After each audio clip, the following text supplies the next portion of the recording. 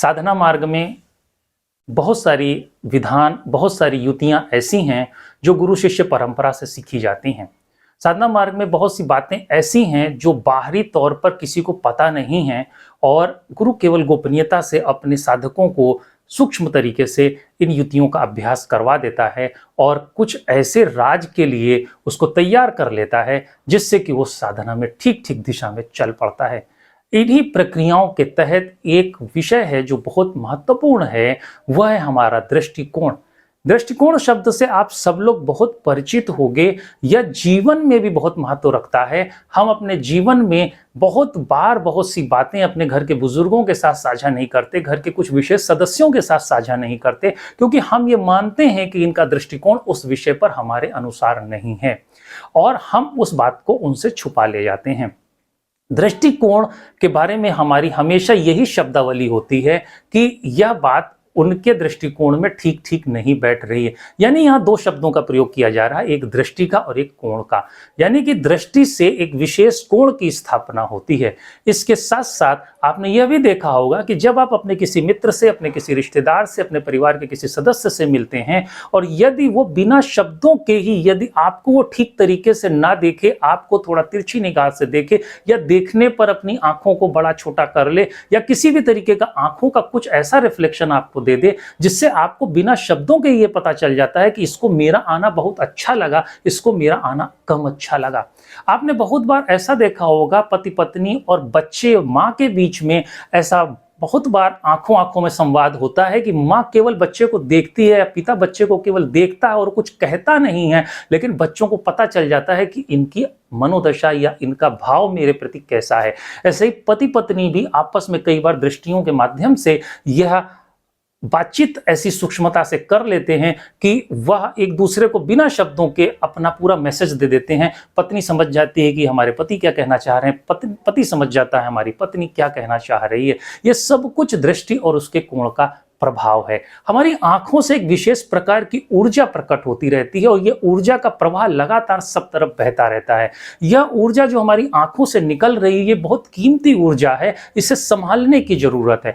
दूसरा, इस ऊर्जा को सात्विक बनाने की जरूरत है, क्योंकि हम जैसा व्यवहार करते हैं, जैसा आचरण करते हैं, जैसा हम खाते पीते हैं, उसी के अनुसार हमारे शरीर में ऊर्जा का निर्माण होता है। हम अपने भीतर सात्विक ऊर्जा को भी निर्मित कर सकते हैं, हम अपने भीतर तामसिक ऊर्जा को भी निर्मित कर सकते हैं। और बहुत बार आपने देखा होगा कि यदि हम किसी बहुत सात्विक व्यक्ति से मिलते हैं तो वह जब हम पर अपनी दृष्टि डालता है तो हमारे भीतर एक भाव आता है और हमको उसका दृष्टि जो हमारे ऊपर पड़ रही है वो हमें अनुशासित होने के लिए प्रेरित करती है।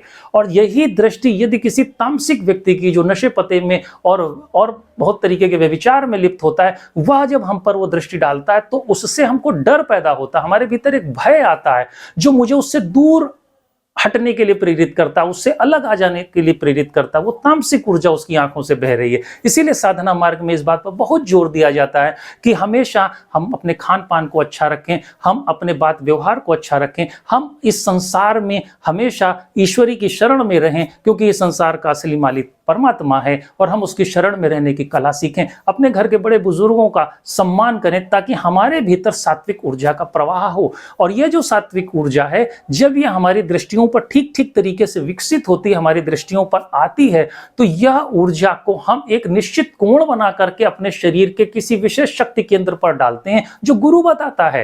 क्योंकि हम अपनी ही ऊर्जा जो हमारी आंखों पर प्रकट हुई है, हमारी इंद्रियों पर प्रकट हुई है, उन ऊर्जा को अपने शक्ति केंद्रों पर डाल करके अपने विशेष शक्ति केंद्र को जगा सकते हैं।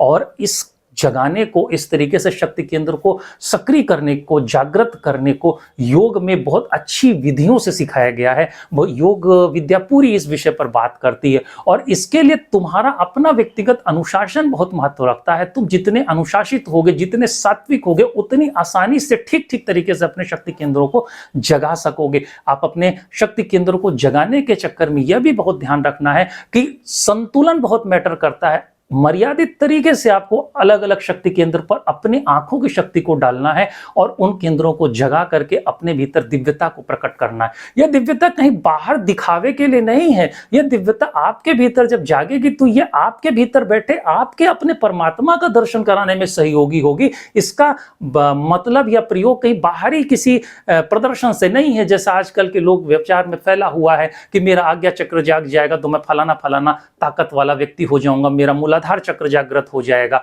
तो हम फलानी ताकत वाले व्यक्ति हो जाएंगे। ये तो बहुत सेकेंडरी बात है कि आप कोई ताकत वाले हो जाएंगे। सबसे पहले तो आप अपनी उस खोज की दिशा में चल पड़ेंगे जिसके लिए आप यहां पर आए हैं। और योग के अंदर बहुत सी ऐसी मुद्राएं बताई गई हैं जिनका सहयोग लेकर आप अपने इस शक्ति केंद्र को या अपने आंखों के विशेष कोण की स्थापना करके अपने शक्ति केंद्र को जगा सकते हैं और अपने जीवन में दिव्यता को प्राप्त कर सकते हैं।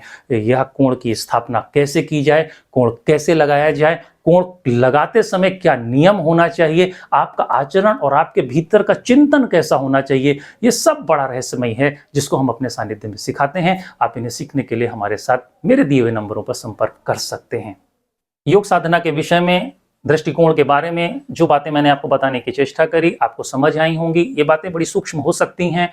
आप इस रहस्यमयी बातों को जानने के लिए हमारे सोशल मीडिया प्लेटफॉर्म पर हमारे साथ जुड़ सकते हैं, आप हमें फॉलो कर सकते हैं। धन्यवाद।